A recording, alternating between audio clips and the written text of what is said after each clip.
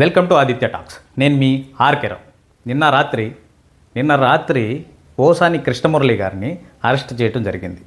ఆ విషయం గురించి మనం ఇప్పుడు మాట్లాడుకుందాం. ఇంతవరకు నా ఛానల్ సబ్స్క్రైబ్ చేసుకోకపోతే ఒకసారి సబ్స్క్రైబ్ చేసుకోండి, అలాగే షేర్ చేయండి, లైక్ చేయండి, కామెంట్ కూడా చేయండి.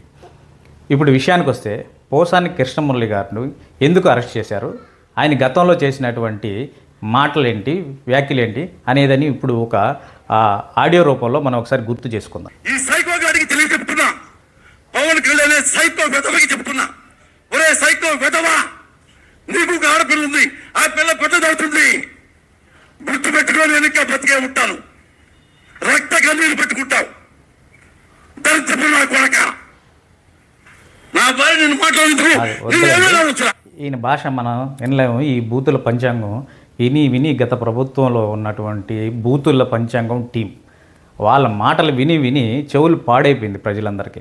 అయితే ఇప్పుడు ఆయన ఏదైతే భాష ఉపయోగించారో దానివలన బాధాకరంగా భావించారు. అయితే ఇక్కడ ఆయన మాట్లాడింది విధానం పర్సనల్ అటాక్ కాకుండా పార్టీ విధి విధానాల మీద మాట్లాడుంటే బాగుండేది. ఇంకా ఆయన బూతులు మాత్రమే కాదు, అంటే ఇక్కడ చాలా బలమైన ఆరోపణలు కూడా చేశారు ఆయన గతంలో చంద్రబాబు నాయుడు గారి మీద, లోకేష్ గారి మీద.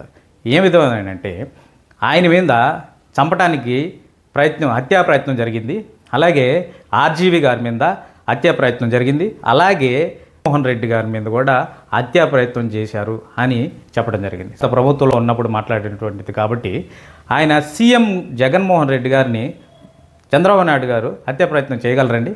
ఎవరిని ఏ విధమైనటువంటి ఆరోపణలు చేసి జైల్లో పెట్టించారో ప్రజలందరూ గమనించారు. అయితే ఇది ఇలా పక్కన పెడితే ఇంకొక విషయం కూడా ఇక్కడ మీకు ఒక చిన్న సినిమా స్టోరీలో రూపంలో ఒకటి చెప్పాలనుకుంటున్నానండి. గతంలో నరేష్ గారు ఒక సినిమా తీశారండి, హై నాయిక అనే సినిమాలో ఒక ఊరిలో రాయుడు గారు ఉంటారు. ఆ రాయుడు గారికి ఒక పిల్లోడు ఉంటాడు, ఆ కుమారుడు స్కూల్కి వెళ్ళి బూతులు మాట్లాడుతుంటాడు. ఎందుకంటే ఆయన రాయుడు గారు కుమారుడు కాబట్టి ఆయన ఏం మాట్లాడినా చెల్లుతుంది. ఆ రాయుడు గారు కూడా ఈయన్ని మందలించాడు, ఎందుకంటే ఆయన ఆ పిల్లోడు అట్లా భయం భక్తులు లేకుండా పెరిగి అలా ఉంటాడనమాట. అయితే ఆ స్కూల్లో హెడ్ మాస్టర్ కూడా ఉంటాడు. ఒక పక్క ఊరి నుంచి ఒక టీచర్ వస్తాడు. ఆ టీచర్ ఎవరైతే హీరో నరేష్ గారు, ఆయన వచ్చి ఈ బూతుల్ని సహించలేక ఆ కుర్రోడిని బెత్తం తీసుకొని పిచ్చి కొట్టి ఆ అబ్బాయిని సరైన మార్గంలో పెడతాడు. అంటే విద్యార్థిని సరైన మార్గంలో పెట్టి చూపిస్తాడు హీరో. అయితే ఇక్కడ ఈ స్టోరీని ఎందుకు చెప్తున్నానంటే ఇక్కడ ఆ సినిమాలో ఒక టీచర్ ఉంటాడు. అయితే ఇక్కడ ఇద్దరు టీచర్లు ఉన్నారు, ఒకరు పవన్ కళ్యాణ్ గారు, ఇంకొకరు నారా లోకేష్ గారు. ఇది జస్ట్ ఫన్నీ కోసం చెప్పానండి. అయితే గత ప్రభుత్వంలో ఇలాగే బూతులు టీము వాళ్ళ లీడరు వ్యవహరించిన తీరుని బట్టి నేను ఒక చిన్న సినిమా స్టోరీలాగా చెప్పాను. అయితే ఇక్కడ కట్ చేస్తే ఇక్కడ చంద్రబాబు నాయుడు గారు కూడా గుర్తుంచుకోవాల్సింది ఏంటంటే అధికారులు వ్యవహరించే తీరు డిఫరెంట్గా ఉంటుంది, అది కొంచెం గమనించాలి మీరు. ఎందుకంటే ఇప్పుడు ఆయన అరెస్ట్ చేసిన విధానంలో కూడా వాళ్ళు అరెస్ట్ చేసే ముందు ఒక లెటర్ ఇచ్చిన దాంట్లో 26వ తారీఖున అరెస్ట్ చేశారు, కానీ లెటర్లో ఉన్న డేట్ మాత్రం 27వ తారీఖు అని చూపిస్తుంది. అలాంటి కొన్ని లోపాలు బయటపడుతున్నాయి. అలాగే ఆల్రెడీ చూస్తున్నాం, ఆల్రెడీ ఈ విమర్శలు మీ ప్రభుత్వం మీద ఆల్రెడీ వస్తున్నాయి.